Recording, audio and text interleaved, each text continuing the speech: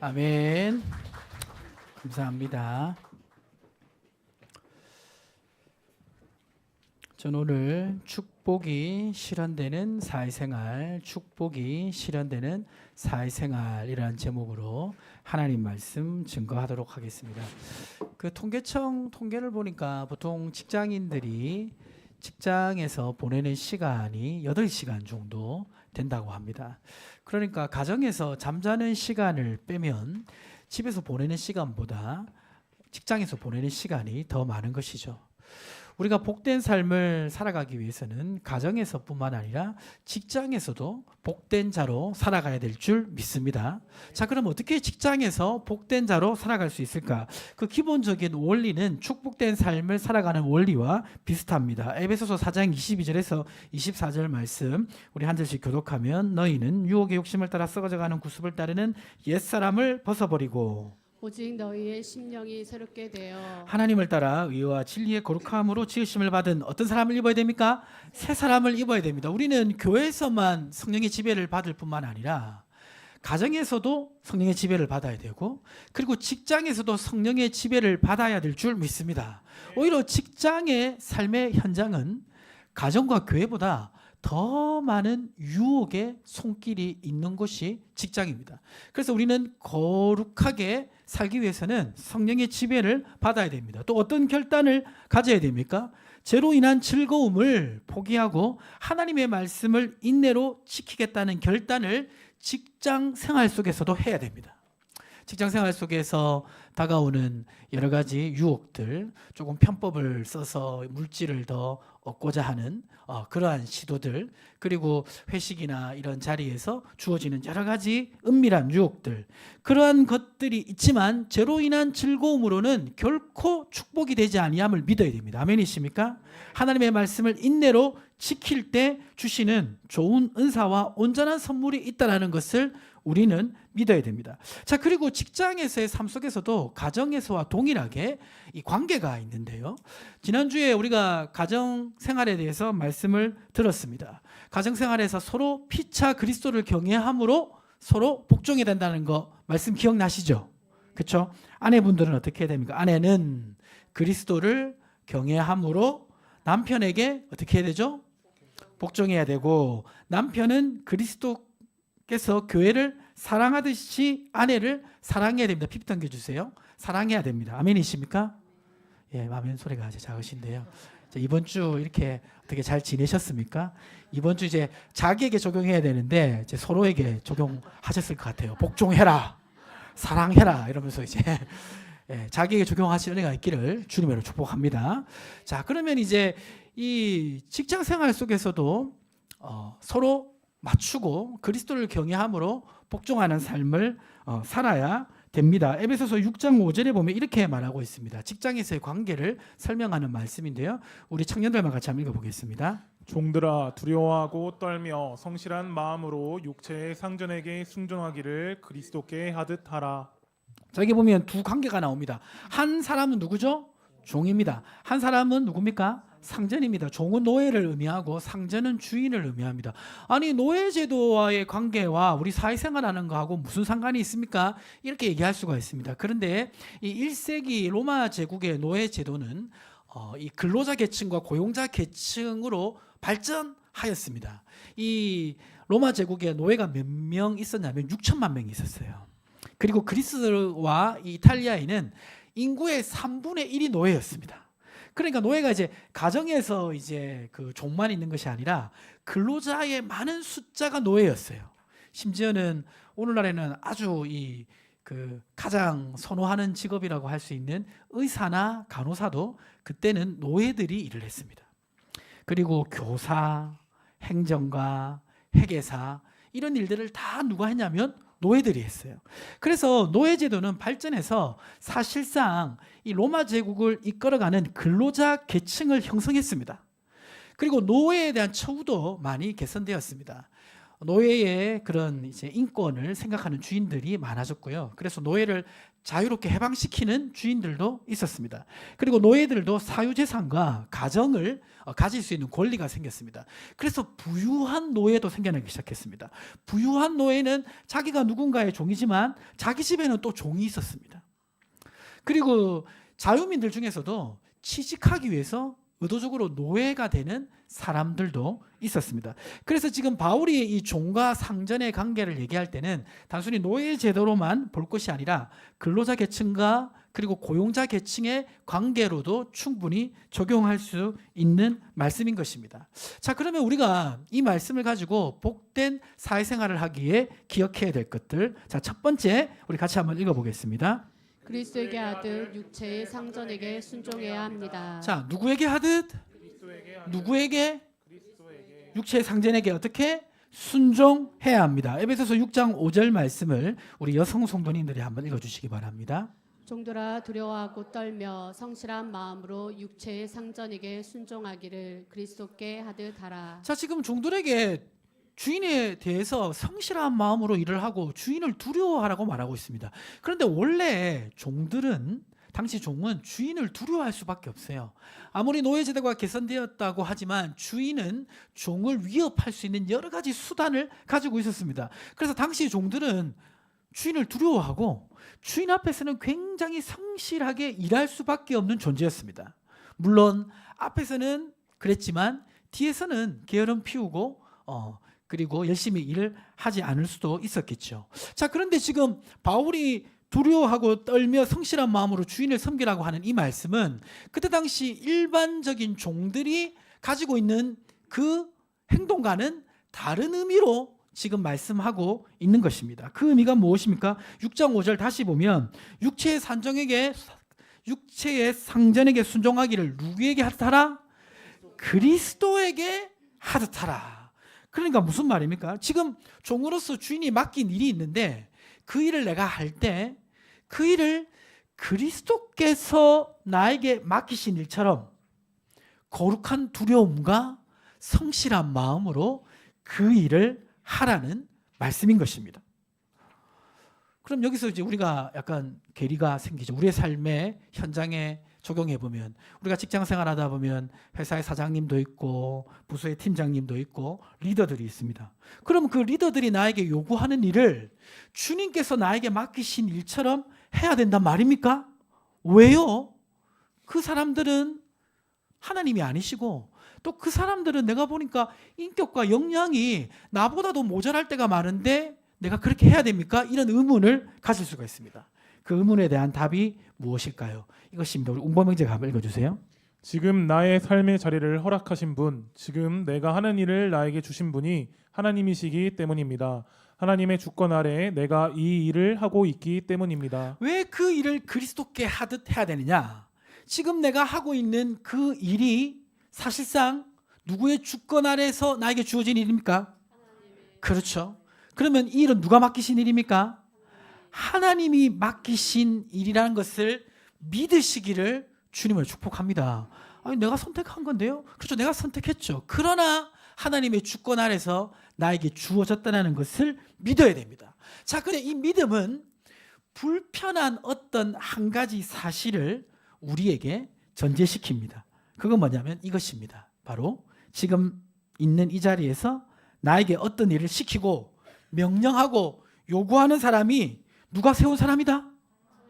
하나님이 세운 사람이다. 인정하기 쉽습니까? 쉽지 않습니까? 직장 생활로 들어가 보면 그 사람 하나님이 세웠어? 이런 생각이 듭니다. 근데 성경에서는 뭐라고 말하고 있습니까? 로마서 13장 1절 말씀을 우리 남성 성도들만 크게 한번 외치겠습니다. 각 사람은 위에 있는 권세들에게 복종하라. 권세는 하나님으로부터 나지 않음이 없나니 모든 권세는 다 하나님께서 정하신 바라. 모든 권세는 다 누가 정하신 바라? 하나님께서 정하신 바라. 그러니까 그 사람을 세운 사람도 하나님이라는 이 사실을 내가 믿어야 되는 불편함이 있습니다. 사실 우리가 이제 직장 생활을 하다 보면 이제 리더의 역량과 인격이 모자라다고 느낄 때 그때 우리는 참 힘듭니다. 그럼에도 불구하고 우리는 직장을 그만둘 수가 없습니다. 왜 그렇습니까? 제가 챗GPT한테 이렇게 물어봤습니다. 더럽고 치사해도 직장생활 하는 이유가 뭡니까? 이렇게 물으니까 이 GPT가 뭐라고 말했냐면 이렇게 말했습니다. 직장생활이 더럽고 치사하다고 느껴질 수도 있지만 여전히 많은 사람들이 직장을 선택하는 여러 가지 이유가 있는데 그 첫 번째 이유는 경제적인 이유 때문이다. 먹고 살아야 되니까 더럽고 치사해도 어쩔 수 없이 일을 하는 것이 오늘 우리의 현실입니다. 자, 그런데 주님께서 지금 하나님 세운 사람으로 인정하고 순종하라고 하는 것은 그런 의미에서 얘기하는 것이 아닙니다. 때로는 내가 불편함을 겪고 어려움도 겪지만 이 사람을 누가 세웠다? 하나님이 세운 사람이라고 믿는 믿음 때문에 그 일을 감당하는 것입니다. 아멘이십니까? 때로는 그 일이 어려운 일일 수도 있고 때로는 내 마음을 불편하게 하는 일이 요구되어질 수도 있습니다. 베드로전서 2장 18절에 보면 이렇게 말씀하고 있습니다. 우리 청년들 마음 읽어볼까요? 사원들아 범사에 두려워함으로 주만 아니라 또한 까다로운 자들에게도 그리하라. 자, 순종하는데 선하고 간용 있는 사람들에게만 순종하는 것이 아니라 까다로운 자들에게도 순종하라. 이 까다로운 자들이 어떤 의미냐? NASB 성경에 보면 이해하기 힘든 사람. 그러니까 좀 내가 이해하기 어려운 그런 요구나 그런 명령이라 할지라도 하나님 주신 사람, 세우신 사람이라고 내가 믿고 순종하라는 것입니다. 자, 근데 이 믿음은 이런 불편함을 감수해야 되는 어려움을 주지만 또 이 믿음은 우리를 놀랍게 자유케 하는 그런 기능을 합니다. 뒤에 넘겨주시면요. 자, 우리 같이 한번 읽어볼까요? 권세를 인정하는 믿음은 리더를 세우신 주권을 인정할 뿐 아니라 리더를 낮추시는 권한도 하나님이 가지고 계시다는 믿음으로 연결됩니다. 지금 나에게 세우신 이 리더가 하나님 세우신 사람이다. 그래서 순종해야 된다. 불편합니다. 근데 그 믿음은 어떤 믿음으로 연결됩니까? 하나님이 세우신 사람이니까 이 사람이 내려가는 것도 이 사람이 여기에서 사라지는 것도 누구의 주권 아래 있다? 하나님의 주권 아래 있다라는 믿음의 고백인 것입니다. 우리가 살다 보면 좋은 리더만 만나는 것이 아닙니다. 어려운 리더도 만나고 나쁜 리더를 만나기도 합니다. 자, 그런데 우리가 이제 그러한 리더에게 순종해야 됩니다. 자, 근데 순종해야 되는데 이 순종에도 순종의 범위가 있습니다. 순종의 범위. 모든 일을 다 순종해야 되는 것은 아닙니다. 자, 그러면 순종의 범위를 우리가 한번 알아보기로 하는데 다음 질문에 한번 답을 해보시길 바랍니다. 다음 중 들어줘도 되는 리더의 부당한 요구는 무엇입니까? 1. 말씀에 위배되는 부당한 요구. 2. 법에 위배되는 부당한 요구. 3. 개인적인 삶에 개입하는 부당한 요구. 4번 없다. 답은 뭐죠? 1, 2, 3, 4 중에 이렇게 한번 표시하기 바랍니다. 하나, 둘, 셋, 넷. 답은 4번인 분도 있고 3번인 분도 있고 좀 헷갈리시는 것 같습니다. 1번, 2번은 확실히 아니죠. 그렇죠? 하나님의 말씀에 위배되는 걸 요구한다. 들어줄 수가 없습니다. 법을 어기는 거 들어줄 수가 없습니다. 갈라디아서 1장 10절에는 분명히 이렇게 말하고 있습니다. 이제 내가 사람들에게 좋게 하랴 하나님께 좋게 하랴 사람들에게 기쁨을 구하랴. 내가 지금까지 사람들의 기쁨을 구하였다면 누구의 종이 아니니라? 그리스도의 종이 아니니라. 하나님 자녀가 하나님의 말씀을 어기면서까지 리더에게 순종하는 것은 잘못된 것이죠. 그렇죠? 법을 위반하는 것도 마찬가지입니다. 자, 그러면 개인적인 삶에 개입하는 부당한 요구에 대해서는 어떨까요? 자, 개인적인 삶에 지나치게 개입하는 요구란 것은 무엇이냐면 하나님이 나에게 책임을 맡겨주신 일, 나의 진로나 경제적인 문제나 그리고 가정에 대한 문제나 여기에 대해서 무조건적인 복종을 요구하는 권위자에 대해서 거부해야 된다는 것입니다. 왜냐하면 그것은 나에게 책임으로 맡겨준 영역이기 때문입니다. 제가 부산에 있을 때 아주 순종을 강조하는 교회에 제가 좀 다닌 적이 있거든요. 그 교회 굉장히 기도도 많이 하고 아주 하나님의 역사가 많이 일어나는 교회입니다. 근데 단점이 있었는데 목사님이 순종을 너무 요구하는 교회였어요. 어느 정도였냐면 설교 시간에 이제 갑자기 설교를 하시다가 이렇게 선포하셨습니다. 거기 청년들이 굉장히 많았는데 오늘부터 남자 청년과 여자 청년은 전화 통화를 할 때 3분 이상 하면 안 됩니다. 순종하세요 했어요. 그래가지고 이제 제가 어느 날 자매랑 통화를 한참 하다가 오빠 이제 15초 남았어요. 그리고 띠 끊겼습니다. 교회 일로 통화했습니다. 그런 일이 실제로 벌어졌습니다. 자, 이거는 순종의 영역입니까? 순종의 영역이 아닙니까? 순종의 영역이 아니죠. 이거는 순종의 영역이 아니라 판단의 영역이에요. 내가 이제 좀 이해가 돼서 그렇게 할 수도 있죠. 근데 그거는 무조건적인 순종을 하는 게 아니라 내가 판단해야 될 영역인 것입니다. 저기 북미 쪽에 이제 제자 훈련을 강하게 하는 그런 이제 단체에서는 어떤 일도 있었냐면 리더가 열심히 기도하는 가운데 두 청년을 부릅니다. 여기 남자 청년, 여자 청년. 그리고 이렇게 얘기합니다. 내가 기도해봤는데 두 사람 결혼하는 게 좋겠다. 순종의 영역입니까? 아닙니까? 순종의 영역이 아니고 그거는 판단의 영역이죠. 하나님이 나에게 주신 물질, 또 나의 미래의 진로, 나의 가정의 일, 이것은 책임자가 누굽니까? 나잖아요. 그러면 거기에 대해서 부당하게 개입하는 요구는 내가 순종하는 것이 아니라 하나님께 기도하고 스스로 판단해야 됩니다. 왜 그렇습니까? 자, 그 이유를 운범인제가 한번 읽어주세요. 리더가 나의 개인의 삶에 지나치게 개입하는 것을 무조건 순종으로 받아들이는 것은 하나님이 나에게 맡겨준 책임을 회피하는 수단으로 작용할 수 있습니다. 바로 이 이유 때문에 이것은 무조건 순종의 영역이 아니라 내가 판단하고 최종적으로 결정해야 되는 영역인 것입니다. 자, 그래서 이제 순종도 이런 바운더리가 있습니다. 그러나 일반적으로 그 공동체에 관한 일, 예를 들어서 교회에서 교회에 관한 일, 개인적인 일과 이렇게 직접적으로 연관되지 않는 교회의 일이라든지 회사에서 회사에 관한 일들을 나에게 요구할 때 그게 내가 힘들고 어렵고 까다로운 것이 할지라도 내 생각과 다르다 할지라도 거기에 대해서는 우리가 순종하고 맡겨진 일을 감당할 수 있어야 되는 것입니다. 아멘이십니까? 이런 분별하는 기준을 가지고 순종을 해야 됩니다. 때로는 우리가 그 잘못된 리더의 영향 아래 오랫동안 있다 보면 굉장히 힘든 시간을 보낼 수도 있습니다. 그런데 이 리더를 하나님이 세우신 리더라면 우리는 어떤 믿음으로 연결되어지냐면 그런 잘못된 리더 밑에 속에서도 하나님이 우리를 지켜주시고 세우신다는 믿음을 가질 수가 있습니다. 그 대표적인 예가 누굽니까? 다윗이죠. 다윗은 사울에게 쫓겨다녔습니다. 죽을 뻔한 위기도 있었습니다. 그는 도망자의 신세를 다녔지만 막상 다윗이 사울을 죽일 수 있는 기회가 있었지만 다윗은 죽이지 않았습니다. 왜 그렇습니까? 바로 이 사울을 세운 사람이 하나님이라는 그 믿음이 있었기 때문입니다. 하나님이 세우셨으니까 하나님이 낮추실 거라고 믿고 자기는 손대지 않았습니다. 그러자 이 다윗의 인생이 어떻게 되었습니까? 이 다윗이 이렇게 방랑하는 그런 생활을 하다가 어느 날 아비가일이라는 여자를 만납니다. 이 아비가일이라는 여자는 다윗 근처에 가까이 살았던 사람이 아닙니다. 그런데 다윗에 대해서 놀라운 말을 합니다. 먼저는 사무엘상 25장 29절 PPT 넘겨주시면 뒤로 넘겨주세요. 사무엘상 25장 29절을 우리 남성 성도님들만 한번 읽어보시겠습니다.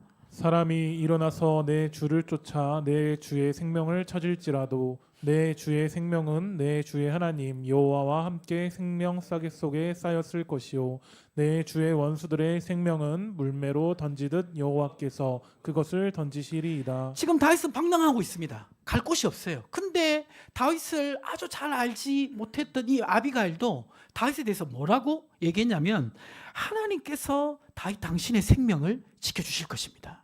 그러니까 분명히 부당한 리더 사울에게 쫓겨다니지만 누가 다윗의 생명을 지켜주신다? 하나님이 지켜주시는 것입니다. 마찬가지로 나의 삶 속에 직장의 삶의 현장 속에서 우리는 때로는 어려운 사람을 만납니다. 그러나 그 사람을 하나님이 세우셨다는 믿음이 있으면 그 믿음은 어떤 믿음으로 연결됩니까? 이 순간에 나를 하나님이 지켜주신다는 믿음으로 연결되는 줄 믿으시기 바랍니다. 그리고 사무엘상 25장 29절에 보면 아비가일은 이어서 이렇게 말합니다. 우리 여성 성도님들 한번 읽어주실까요? 사람이 일어나서 내 주를 쫓아 내 주의 생명을 찾을지라도 내 주의 생명은 내 주의 하나님 여호와와 함께 생명 싸개 속에 쌓였을 것이요 내 주의 원수들의 생명은 물매로 던지듯 여호와께서 그것을 던지시리다. 지금은 사울이 왕권을 가지고 강력한 군대로 다윗을 지금 쫓고 있지만 하나님께서 다윗의 원수를 반드시 해결하실 거라고 말씀하고 있습니다. 마찬가지로 우리의 삶 속에서 그 부당한 리더 가운데 우리가 어려움과 고통의 시간을 보낸다 할지라도 결국 하나님께서 그 리더도 다루시는 줄 믿으시기 바랍니다. 아멘이십니까? 그래서 우리는 이러한 주님을 믿고 믿음으로 살아야 됩니다. 사무엘상 25장 30절에 아비가일은 마지막 이렇게 얘기합니다. 여호와께서 내 주에 대하여 하신 말씀대로 모든 선을 내 주에게 행하사 내 주를 이스라엘의 지도자로 세우실 때, 지금 어려운 시간을 지나지만 하나님께서 다윗이 믿음으로 살아간 그 삶을 갚아주실 때가 분명히 있다라고 말씀하고 있습니다. 이러한 믿음을 가지시기를 주님 축복합니다. 그래서 사실은 이제 우리 청년들이 처음 직장 생활할 때 사실은 일을 배우기보다는 뭐를 배울 때가 많냐면 야고보서 1장 4절 말씀 같이 한번 읽어보겠습니다. 인내를 온전히 이루라. 이는 너희로 온전하고 구비하여 조금도 부족함이 없게 하려 함이라. 사실 쉽지 않습니다. 쉽지 않은 어려움이 직장생활의 현장 가운데 있습니다. 그러나 하나님이 이 자리에 불러주셨음을 믿고 저 어려운 사람도 하나님이 세우셨음을 믿고 순종하며 인내로 기다리시기를 주님을 축복합니다. 그 인내는 반드시 뜻이 있습니다. 두 번째로 복된 존재로서 축복받는 사회생활을 하기 위해서 기억해야 될 것, 두 번째 같이 한번 읽어보겠습니다. 모든 일을 주께 하듯 할 때 그 결과를 주님이 책임져 주십니다. 우리 옆에 계신 분이 그렇게 외치겠습니다. 모든 일을 주께 하듯 하십시오. 지금 바울은 그때 당시 종들이 앞에서는 성실하게 하지만 뒤에서는 그 주인을 속이는 그런 일들이 많았음을 염두에 두면서 말씀합니다. 그리스도인 종은 그리스도께 하듯 일하기 때문에 상전에 이 눈속임을 하는 그런 일을 하지 말고 정직하게 주께 하듯 일하라고 합니다. 그러면서 에베소서 6장 6절과 7절을 말씀하시는데 한 절씩 교독하면 눈가림만 하여 사람을 기쁘게 하는 것처럼 하지 말고 그리스도의 종들처럼 마음으로 하나님의 뜻을 행하고 기쁜 마음으로 섬기기를 주께 하듯 하고 사람들에게 하듯 하지 말라.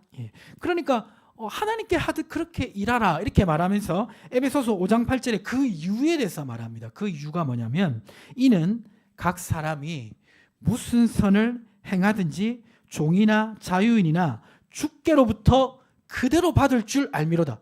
이 놀라운 말씀인데요. 무슨 말입니까? 우리가 주인이 어떻든 그것을 신경 쓰는 것이 아니라 내게 맡겨진 일을 주께 하듯 하면 그 결과에 대해서 누가 책임지신다는 것입니까? 하나님이 책임지신다는 것입니다.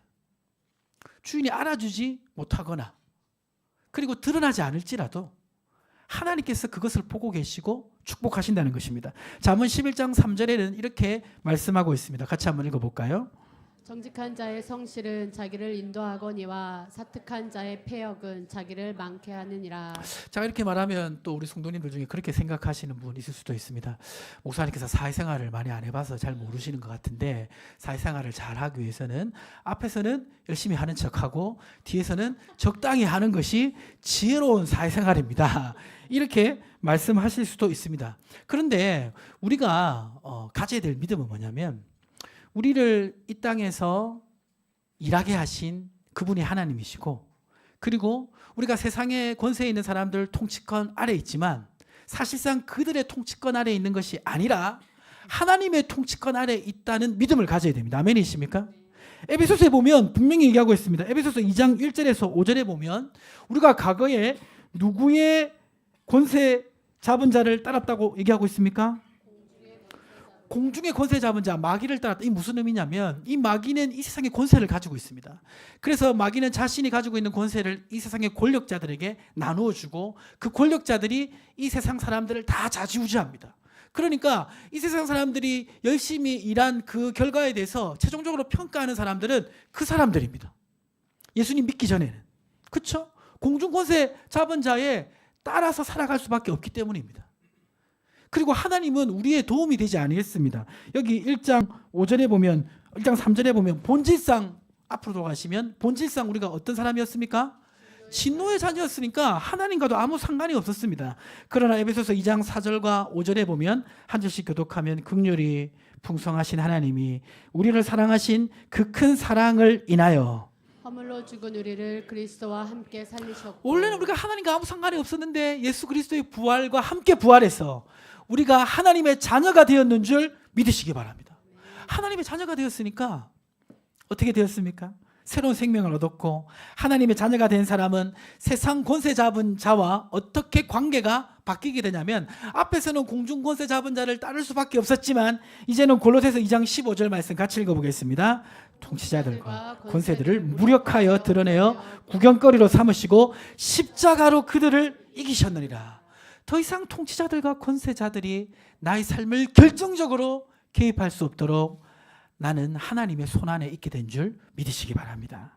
자, 그래서 우리는 때로는 수고스럽고 어렵고 힘든 일을 해야 되기도 하지만 이 일을 내게 허락하신 분도 PPT 넘겨주세요. 허락하신 분도 하나님이시고 이 일을 통해 영광받기를 원하시는 분도 누구십니까? 하나님이시기 때문에 이 일의 결과를 주시는 분도 누구십니까? 하나님이신 것을 믿어야 됩니다. 아멘이십니까? 그래서 골로새서는 이렇게 얘기하고 있습니다. 골로새 3장 23절 말씀에 보면 무슨 일을 하든지 마음을 다하여 주께 하듯 하고 사람에게 하듯 하지 말라. 왜 그렇습니까? 그 이유를 24절에 이렇게 얘기하고 있는데요. 놀라운 말씀입니다. 같이 한번 읽어볼까요? 이는 기업의 상을 주께 받을 줄 아나니 너희는 주 그리스도를 섬기느니라. 리더가 어떻든 간에 나에게 맡겨진 일을 주께 하듯 하면 거기에 대해서 누가 상을 주신다? 하나님이 주신다. 왜 그렇습니까? 우리는 사람을 섬기는 게 아니라 누구를 섬기기 때문입니까? 주님을 섬기기 때문입니다. 아멘이십니까? 제가 다녔던 그 고향교회 사찰 집사님이 계신데요. 사찰 집사님이 어떤 일을 하냐면 교회에 청소부터 해서 교회 시설 관리 모든 일을 다 하시는 분이 사찰 집사님이십니다. 그런데 이 사찰 집사님 일이 굉장히 많아요. 교회 일이 끝이 없지 않습니까? 그런데 이제 제가 있었던 그 교회 그 정명규 집사님이란 사찰 집사님이 일을 하셨는데 그분의 부인 집사님이 제가 다녔던 교회 주일학교 선생님이셨어요. 그런데 부부가 사찰 집사님으로서 너무 성실하게 일했습니다. 사실은 이제 그 직업으로 보면 남편만 직장이고 아내는 사실은 상관이 없잖아요. 그런데 부부가 같이 교회 일을 자기 집안 일처럼 그렇게 섬겼어요. 근데 그 일이 결코 쉽지 않습니다. 왜 그러냐면 교회 사찰 집사님이 생기면 어떤 일이 벌어지냐면요. 사찰 집사님 혼자 고용인이 되고 이제 고용당한 사람이 되고 모든 성도들은 주인이 됩니다. 자기가 청소할 수 있는 것도 청소가 안 됐네요. 이렇게 하고 자기가 전등할 수 있는 것도 집사님 갈아주세요. 이렇게 됩니다. 그래서 저는요 절대 사찰 집사님을 우리 샘물교회에서는 안 하는 게 좋겠다 그런 생각을 하고 있습니다. 제가 어저께 주일 설교 준비하고 토요일 날 이제 돌아갈 때도 우리 어떤 집사님이 이렇게 막 쓰레기 분리 열심히 하시는 모습을 보면서 제가 감동을 받았는데요. 사찰 집사님이 계시면 안 합니다. 성도님들이 일을. 자, 그 일은 뭐냐면 사찰 집사님이 계시면 그 집사님 진짜 힘들어요. 온갖 일을 다 해야 됩니다. 그리고 사례는 적습니다. 근데 이 정문규 집사님이 이제 일이 많다 보니까 혼자서 할 수 없는 일이 있잖아요. 막 사다리 타고 올라가는 일도 있고. 그러면 누구를 부르겠습니까? 누구를 부르겠습니까? 청년을 부르는 거예요. 그래가지고 교회에 있는 청년 이제 제가 주로 많이 갔습니다. 가서 사다리도 잡아드리고 여러 가지 일들을 많이 했어요. 근데 제가 옆에서 그 집사님 보면서 한 가지 인상적인 게 있었는데 뭐냐면 불평을 안 하세요. 그리고 항상 이렇게 찬양을 많이 하시더라고요. 항상 많이 웃으세요. 그렇게 이제 교회 일을 한 10년 넘게 그 일을 계속 하셨어요. 그러면서 당시 고향교회에 있는 우리 모든 성도들은 그 집사님이 성실하게 교회 일을 하는 것을 다 인정했습니다. 그리고 불평하지 않고 감사하면서 일하는 거 다 인정했어요. 제가 교회를 떠나고 나서 이제 그 집사님이 이제 그 교회 사임을 했다는 이야기를 들었습니다. 이제 그 목사님도 바뀌시고 해서 사임을 해서 어디로 갔는지 살펴보니까 제가 있었던 그 교회가 부산의 가야제일교라고 부산에서 가장 어려운 지역이었는데 그 집사님이 어디로 이제 가셔서 사역을 하게 되셨냐면 서울 강남에 우리나라에서 가장 영향력 있는 교회 사찰 집사님으로 가셨어요. 그리고 그분의 인생은 싹 바뀌었습니다. 물론 이제 하는 일은 교회에서 사찰 집사라는 일 그대로예요. 그러나 그분의 삶은 바뀌었어요. 제가 그걸 보면서 하나님 하시는 일이 참 놀랍다 생각이 되고 그 일이 너무 기뻤습니다. 제가 이제 이 그 말씀을 준비하면서 이제 그 분명히 10년 넘게 일하신 건 분명한데 정확하게 몇 년 될까 싶어가지고 그 고향교회 홈페이지 가서 이 집사님이 언제 그 근무하시고 언제 사임을 했는지 교회 연역을 제가 찾아봤어요. 그 연역을 찾아보니까 교회 연역에 보니까 전도사님이 누구 부임했고 사임했고 목사님이 누구 부임했고 사임했고 단기 선교회를 언제 갔고 이게 다 있고 심지어는 교회 사무실 리모델링 한 것까지 다 있는데 교회 사찰 집사님이 10년 넘게 일했는데 언제 부임했고 언제 사임했는지는 기록이 없는 거예요. 그걸 보면서 어떤 생각을 했냐면 저 일은 사람들이 중요하게 생각하지 않구나. 만약에 중요하게 생각했다면 그걸 기록하지 않았겠습니까? 근데 분명히 하나님 일이라고 교회 일이라고 하면서 기록을 안 해놓은 거예요. 그러니까 사람은 사실 관심이 없다는 거죠. 그걸 중요하게 생각하지 않는다는 겁니다. 근데 그걸 누가 보고 계십니까? 하나님이 보고 계시고 거기에 맞게 상을 주시는 줄 믿으시기 바랍니다. 요셉이 저기 국무총리로 가기 전에 어디서 일하고 있었습니까? 감옥에서 일하고 있었어요. 감옥에서 맡겨진 일을 열심히 하고 자기 준 은사를 따라서 꿈을 해석해주고 했을 때 하나님께서 그것을 보시고 거기에 맞는 상을 주셨듯이 오늘 우리가 맡겨진 일 사람이 어떻든 간에 순종하고 충성하고 믿음으로 나아갈 때 하나님께서 기억하고 계신 줄 믿으시기 바랍니다. 베드로전서 5장 6절에 이렇게 말씀하고 있습니다. 같이 한번 읽어보실까요? 그러므로 하나님의 능하신 손 아래서 겸손하라. 때가 되면 너희를 높이시리라. 상황이 어떻든 간에 우리는 모든 일을 주께 하듯 주님을 섬기는 마음으로 맡겨진 일을 감당하기를 축복합니다. 그럴 때 때가 되면 주님이 보시고 결말을 주실 줄 믿습니다. 기도하겠습니다.